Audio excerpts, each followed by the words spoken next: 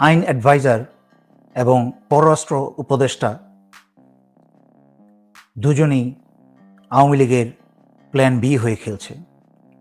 এটা বোঝার সক্ষমতা তথাকথিত বিপ্লবের মাস্টারমাইন্ড ছাত্ররা তো দূরের কথা, উপদেষ্টারাও সেটা বুঝতে পারছেন না। দেশপ্রেমিক বাংলাদেশি দেশে বিদেশে যে যেখানে আছেন, আসসালামু আলাইকুম। বাংলাদেশে এখন নীরবে চলছে কাউন্টার রেভলিউশন বা পাল্টা বিপ্লব, এবং প্রায় সফল হতে চলেছে। এটা বোঝার সক্ষমতা তথাকথিত বিপ্লবের মাস্টারমাইন্ড ছাত্ররা তো দূরের কথা, উপদেষ্টারাও সেটা বুঝতে পারছেন না। প্রধান উপদেষ্টা আছেন ওনার 3-0 তত্ত্ব নিয়ে, কিন্তু ওনারা যে শূন্যে অবস্থান করছেন এবং ওনাদের হাতে যে কোনো ক্ষমতা নেই, সেটা বোঝার ক্ষমতা ওনাদের নেই। আইন অ্যাডভাইজার এবং পররাষ্ট্র উপদেষ্টা দুজনেই আওয়ামী লীগের প্ল্যান বি হয়ে খেলছে। এই যে আয়নাঘরের মতো একটা সারা পৃথিবী কাঁপানো ঘটনা, এখনো পর্যন্ত সেই আয়নাঘরের বিচারের কোনো প্রত্যক্ষ এবং পরোক্ষ কোনো কিছুই দেখছি না, বা দৃশ্যমান আমরা কিছুই দেখতে পারছি না। আয়নাঘরের যে মাস্টারমাইন্ড 13 BMA লং কোর্সের লেফটেন্যান্ট জেনারেল আকবর, সে গতকালকে 1 অক্টোবর সারা বেলা সময় কাটিয়েছে ঢাকায় রয়ের প্রধান রাজেশ কুমার অগ্নিহোত্রীর সাথে এবং দেশ বিরোধী ষড়যন্ত্র করেছে। অথচ এই লেফটেন্যান্ট জেনারেল আকবরের থাকার কথা, চাকরিচ্যুত হয়ে থাকার কথা জেলে। সে জেলে না থাকে সেনানিবাসের ভিতরে বসে দেশ বিরোধী ষড়যন্ত্র করে চলেছে। তার চাকরি শেষ বা অবসরে যাওয়ার সময় এই অক্টোবর মাসের 30 তারিখে, কিন্তু চাকরি এবং এলপিআর দুটোই শেষ, কিন্তু তার এলপিআর অবৈধভাবে আরও 1 বছর বাড়ানো হয়েছে, যেন সেনানিবাসের ভিতরে থেকে বাংলাদেশ বিরোধী ষড়যন্ত্র চালাতে পারে। এই ইংলিশে কথা আছে, আনলাকি 13। দেশের জন্য সত্যিই আনলাকি 13, বা তারা ব্যক্তিগতভাবে আওয়ামী শাসনামলে এরা হয়েছে লাকি 13। 3 বাহিনী প্রধান এবং যে সেনাপ্রধান হতে চেয়েছিল একসময়, এহেনও খারাপ কাজ নাই যে করে নাই। বাংলাদেশের মানুষ হত্যার থেকে আরম্ভ করে প্রাক্তন বিচারপতি সিনহাকে দেশ থেকে বিতাড়িত করা, আয়নাঘর প্রতিষ্ঠিত করা এবং তার মাধ্যমে অগণিত মানুষকে হত্যা করা এবং দুঃসহ জীবন তাদেরকে যাপন করতে বাধ্য করা। অথচ সে এখনও সেনানিবাসের ভিতরে বসে ষড়যন্ত্র করছে। আসিফ নজরুল, আপনারা ঢাকা বিশ্ববিদ্যালয়ে আইন পড়িয়ে বহু আইনজীবী বানিয়েছেন, কিন্তু নিজেই এখনও আইন প্রয়োগ করতে কী করে করতে হয় তা শিখলেন না, জানলেন না। এই যে গত 16টা বছর আইনের তোয়াক্কা না করে এই স্বৈরাচারী আওয়ামী লীগ তথা স্বৈরাচারী শেখ হাসিনা ও ভারত মিলে সারা বাংলাদেশের মানুষকে ভোগিয়েছে, লাখ লাখ মানুষকে সাফার করতে হয়েছে, বহু মানুষকে জীবন দিতে হয়েছে, বিনা কারণে বিনা অন্যায়ে তাদেরকে জেল জুলুম খাটতে হয়েছে। তার মাঝখানে মাহমুদুর রহমানও একজন লড়াকু বীর, যিনি অত্যাচারিত হয়েছেন বহু। অথচ উনি এতদিন পরে দেশে ফিরে যাওয়ার পরে আপনার উচিত ছিল সম্মানের সাথে ওনাকে চায়ের দাওয়াত দেওয়া আপনার অফিসে, তা না করে আপনি ওনাকে জেলে পাঠিয়ে আওয়ামী লীগের বি টিম হিসাবে খেলে যাচ্ছেন। আপনি প্রতিটা ক্ষেত্রে ব্যর্থ। আপনি আইন বিভাগে পড়ি এত বছর, এত মিষ্টি মিষ্টি লিপ সার্ভিস দিয়ে আপনি বিভিন্ন টক শোতে এসে এত দেশপ্রেমের কথা বলে অবশেষে প্রমাণ করলেন আপনার এই তথাকথিত জ্ঞান 16 আনাই মিছে। আবার অন্যদিকে আমরা দেখছি যে পররাষ্ট্র উপদেষ্টা তৌহিদ হোসেন সেই আওয়ামী লীগের সুরে একই গান গাইতে শুরু করেছে, পাকিস্তানকে 71-এর জন্য ক্ষমা চাইতে হবে।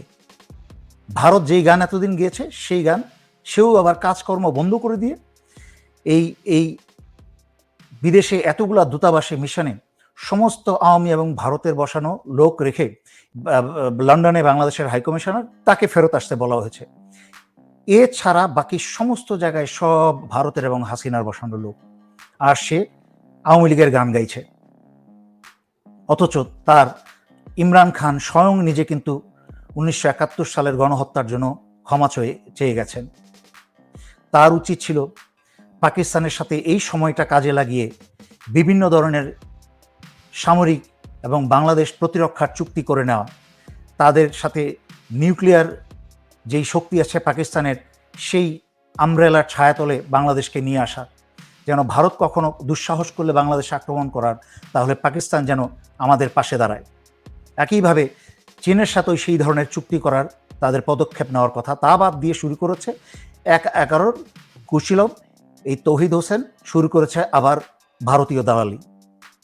অথচ এই পররাষ্ট্র উপদেষ্টা তৌহিদ হোসেন ভারতকে কিন্তু একবারও ক্ষমতায় চাইতে বলছে না। 53 বছরের দাদাগিরি তো বাদই দিলাম, এবং আমাদের সকল আভ্যন্তরীণ বিষয়ে নাক গলানো তো বাদই দিলাম। এই যে 16 বছর বাংলাদেশের গণতন্ত্র ধ্বংস করেছে এবং ভারতের একটা পুতুল সরকারকে বসিয়ে রেখে সকল প্রকার অপকর্ম করেছে, বাংলাদেশে গণহত্যায় অংশগ্রহণ করেছে, তার জন্য কিন্তু ভারতকে ক্ষমা চাইতে বলছে না। এই যে এদের গোলাম চরিত্র, এই গোলাম চরিত্রের মানুষকে দিয়ে বাংলাদেশে কোনোদিন সংস্কার আশা করা যায় না এবং গণতন্ত্র প্রতিষ্ঠা করা আশা করা যায় না, এটা আপনাদেরকে বুঝতে হবে। এরা বুঝতে পারছে না যে কি ভয়ঙ্কর অবস্থার মধ্যে দিয়ে যাচ্ছে বাংলাদেশটা, আবার কোন দিকে যাচ্ছে।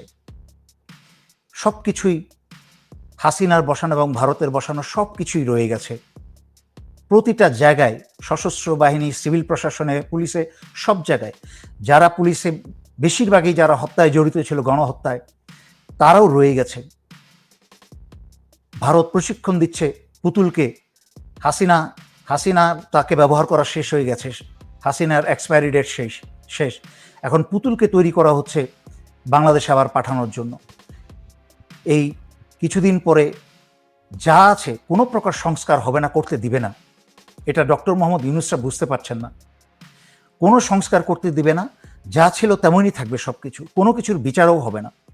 এই যে আপনারা তো দেখেছেন যে 2 দিন পরে পরে নাটক করে আওয়ামী মন্ত্রী মিনিস্টার যাদেরকে জেলে নেওয়া হচ্ছে, তারা এখন মহাফুর্তিতে আছে এই উপদেষ্টা সরকারের তত্ত্বাবধানেই। কোনো পরিবর্তন ছাড়াই একটা নির্বাচন হবে এবং সেই নির্বাচনে বিএনপিকে আসতে দেওয়া হবে। এটার পরিকল্পনা কি হচ্ছে, ভারতের পরিকল্পনাটা সোজা বলে দিই। এই যে একটু আগে বললাম, লেফটেন্যান্ট জেনারেল আকবরের সাথে রাজেশ কুমার অগ্নিহোত্রীর মিটিং, এরকম লাগাতার মিটিং চলছে। এই মিটিংয়ের যেসব আদেশ নির্দেশ, ভারতের আদেশ নির্দেশ, এই 13 লং কোর্সের মাধ্যমেই কিন্তু উপদেষ্টার কাছে এবং চুপ্পুর কাছে চলে যাচ্ছে। কারণ প্রধান উপদেষ্টার কিন্তু কোনো ক্ষমতা নাই এই সেনাপ্রধানকে চাকরিচ্যুত করা বা চাকরি থেকে সরানো, অন্য কাউকে বসানো, কোনো ক্ষমতা নাই তার। সমস্ত ক্ষমতা কিন্তু চুপ্পুর হাতে, সেই জন্য চুপ্পুকে সরানো হয়নি। এবং স্বৈরাচারী শেখ হাসিনার এবং ভারতের প্রতি লয়াল যারা এবং দেশদ্রোহী, তারা সবাই কিন্তু ইউনিফর্মে আছে। তাই তারা যেটা করছে, তাদের প্ল্যান, বিএনপিকে ইতিমধ্যে চাঁদাবাজি এবং অন্যান্য অপকর্ম যারা নেমেছে, তারা এই তথাকথিত উপদেষ্টা সরকার কিন্তু বিএনপিকে করতে দিচ্ছে, বাধা দিচ্ছে না। এই করে করে ইতিমধ্যে কিন্তু বিএনপিকে পচাতে শুরু করেছে জনগণের কাছে। তারপরে তারা যে বিভিন্ন ডায়লগ দিচ্ছে, 18 মাস পরে, একটা বছর খানিক 18 মাস পরে একটা নির্বাচন দিবে, দিয়ে বিএনপি ক্ষমতায় আসবে। তারপরে তাদের আসল ছক অনুসারে, ভারতের ছক অনুসারে, আওয়ামী লীগ এবং ভারত মিলে সবাই, হাসিনার সকল রেখে যাওয়া যন্ত্র মিলে বিএনপিকে 6 মাস থেকে 1 বছরের মাঝে এমন পচাবে যে 2 বছর 2.5 বছরের মাথায় বাংলাদেশের জনগণ এই স্বৈরাচারী শেখ হাসিনার এবং ভারতের 15 বছরের অন্যায় অত্যাচার সব ভুলে গিয়ে বিএনপিকে ঘৃণা করতে শুরু করবে। সেই সুযোগে এই সময়টাকে কাজে লাগিয়ে পুতুলকে প্রশিক্ষণ দিয়ে বাংলাদেশে প্রবেশ করাবে। তারপরে এই যে ছাত্রনেতা নাহিদ আসিফ মন্ত্রী বনে গেছে, তারা 4টা-5টা দপ্তর নিয়ে, এদেরকে কিন্তু মেজর বজলুল হুদাদের মতো ফাঁসি দিবে। আর ডক্টর ইউনূসরা কিন্তু ওনার 3-0 নিয়ে আবার পশ্চিমাদের কাছে চলে যাবেন।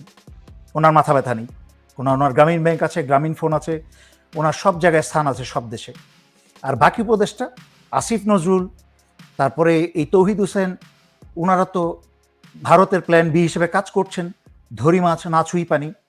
তাই যখন আওয়ামী সরকার আসবে আবার, তখন তারা বলবে আমরা তো বসিনি, আমাদেরকে ছাত্ররা জোর করে বসিয়েছে, এবং দেখেন আমরা তো কিছু করিনি, আপনাদের মন্ত্রী মিনিস্টার আওয়ামী লীগের সকল লোককে আমরা হেফাজতে রেখেছি, নিরাপত্তায় রেখেছি এবং জামাই যত্নে রেখেছি। তাই আপনারা বুঝতে পারছেন না দেশ কোন ধ্বংসের দিকে যাচ্ছে। আবার কথা না বাড়িয়ে আশা করি এই ছাত্ররা তাদের আরামপ্রিয়তা ভুলে গিয়ে, এই যে এসি চেয়ারের এবং ক্ষমতার আরাম পেয়ে গেছে, এগুলা ভুলে গিয়ে তারা যেন সত্যিকার অর্থে আবার বিপ্লবকে জাগিয়ে তোলে। তারা যেন আন্দোলনের মাধ্যমে এই চুপ্পুকে পদত্যাগ করতে বাধ্য করে। আর নয়তো আমার গত 4.5 বছর ধরে যতগুলো কথা বলেছি, সব যেমন সঠিক হয়েছে, সত্যি হয়েছে, এই কথাগুলোও কিন্তু একদিন সত্যি হবে। আফসোস করতে হবে তখন। এবং এই ছাত্রনেতাদের বাংলাদেশে কোনো স্থায়ী হবে না যদি তারা বেঁচে পালাতে পারে, তাদের পালাতেই হবে। তখন সারা বাংলাদেশের ছাত্রদের ধিক্কারে এবং থুতুতে তারা নিকৃষ্ট মানুষ হিসেবে পরিচিত হবে, যে এতগুলা জীবনের বিনিময়ে যে বিপ্লব এবং স্বাধীনতা এলো, এই স্বাধীনতাটাকে তারা এইভাবে ছেড়ে দিল। তাই এখনো সময় আছে, সচেতন হন সবাই এবং বিপ্লবকে রক্ষা করুন।